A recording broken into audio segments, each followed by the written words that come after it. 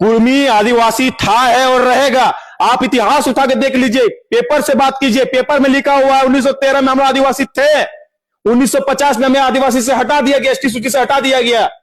ठीक है लाला, पेपर से ही बात करते हैं। तो ये लोग 1913 के सरकारी सेंसस को अपना आधार मानते हैं। तो आज से लगभग 100 साल पहले की बात है, जब अंग्रेजों के जमाने में छोटा नागपुर, आज के झारखंड और उसके आसपास के इलाकों में रहने वाले कुर्मी समुदाय को एक आदिवासी का दर्जा दिया जाता था। उनका रहन सहन, पूजा पाठ अन्य आदिवासी समुदाय जैसे उरांव, मुंडा और संथाल से मिलती जुलती थी, जिसका ये सबूत दे रहे हैं 1913 के सरकारी सेंसस में। अंग्रेज सरकार ने उस कागज में साफ साफ लिखा था कि कुर्मी समुदाय के अपने अलग सामाजिक कानून है जो हिंदू कानून से अलग है, और इसी कागज के आधार पर कुर्मी समुदाय आज अनुसूचित जनजाति की दर्जा का मांग कर रहे हैं। तो ये बदलाव की लहर आई कहां से? तो अर्ली 19th सेंचुरी और लेट 20th सेंचुरी के बीच 1871 के क्रिमिनल ट्राइब एक्ट के बाद 1894 से 1920 के बीच इनमें बड़ा बदलाव आया। कुर्मी समुदाय के पढ़े लिखे और इन्फ्लुएंसर लोगों ने आंदोलन किया, जिसे क्षत्रियकरण कहा जाता है, मतलब खुद को क्षत्रिय योद्धा में शामिल करने की मांग। क्योंकि क्रिमिनल ट्राइब्स एक्ट के तहत जब आदिवासियों को जन्म से ही अपराधी माना जाता था और उन्हें सरकारी कोई भी लाभ नहीं दिया जाता था पढ़ाई लिखाई या नौकरी में, तब ये क्षत्रिय बनना चाहते थे। क्योंकि उस जमाने में आदिवासी को पिछड़ा हुआ माना जाता था और कुर्मी समुदाय के लोग इस पहचान से निकलकर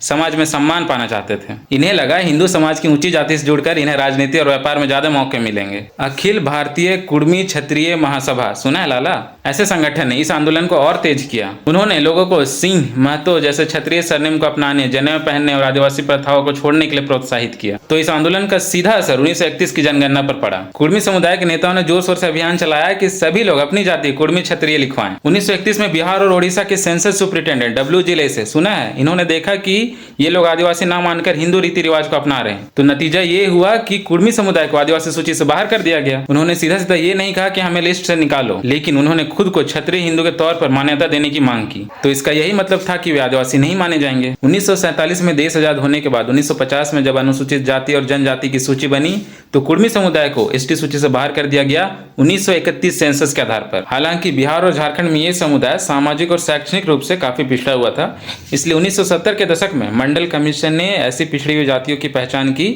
और कुर्मी समुदाय को उनके आर्थिक और सामाजिक स्थिति के आधार पर ओबीसी की सूची में शामिल किया गया। तो जो भी आपको बोलते हैं कुर्मी महतो का इतिहास आपको नहीं पता, ये वीडियो उसको फेंक के मारिए। गलती आपके समाज और पूर्वजों ने खुद की, बिन पेंद्री का लोटा बन के स्टिल आपको ओबीसी कैटेगरी में आरक्षण मिल रहा है। अभी पूर्ण नहीं रहा है तो आपको आदिवासी का हक दिखाई दे रहा है। जाइए रेल टेका डहर चका जो करना है कर लीजिए, होने जाने वाला कुछ नहीं है। क्योंकि झारखंड गवर्नमेंट ने 2004 में, जब अर्जुन मुंडा की सरकार थी, तब कुर्मी समुदाय को एसटी में शामिल करने का जब प्रस्ताव सेंट्रल गवर्नमेंट को भेजा था, तो 31 जुलाई 2015 को मिनिस्ट्री ऑफ ट्राइबल अफेयर्स ने इस प्रस्ताव को खारिज करते हुए यह कहा कि कुर्मी महतो एक कल्टीवेटर का सब कास्ट है जो ट्राइबल कम्युनिटी से अलग है। आपको अपना हक लेने का पूरा अधिकार है, लेकिन दूसरे का हक छीनकर नहीं।